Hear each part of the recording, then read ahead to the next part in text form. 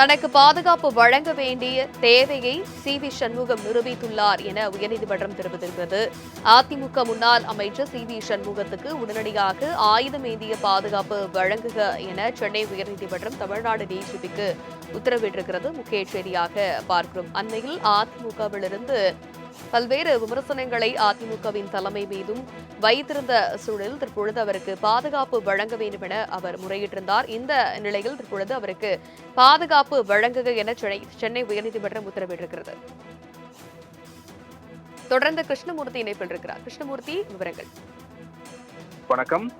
அதிமுகவை சேர்ந்த முன்னாள் அமைச்சரும் தற்போதைய எம்எல்ஏவுமான சி.வி. சண்முகம் தாக்கல் செய்யக்கூடிய இந்த மனுவில் கடந்த 2006ஆம் ஆண்டு சட்டமன்ற தேர்தலின் போது தன்னை கொல்ல எதிர்க்கட்சியினர் முயற்சித்ததாகவும் அப்போது தனது சகோதரரும் மைத்தனரும் உயிரிழந்ததாக குறிப்பிட்டிருக்கிறார்.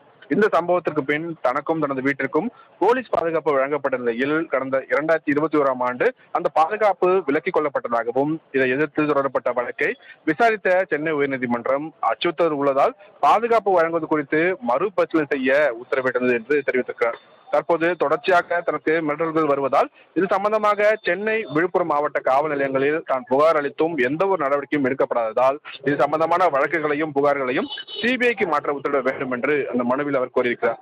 இந்த வழக்கை விசாரித்த நீதிபதி ஜி.கே. இளந்திரையன் தற்போது ஒரு உத்தரவை பிறப்பித்திருக்கிறார். அந்த உத்தரவில் தொடர்ச்சியாக மிரட்டல்கள் வருவது குறித்து வெவ்வேறு விதமான குற்றச்சாட்டுகளுடன் சி.வி. சண்முகம் புகார் அளித்துள்ளதால் அதனை சிபிஐக்கு மாற்ற வாய்ப்பில்லை என்று கூறியிருக்கிறார்.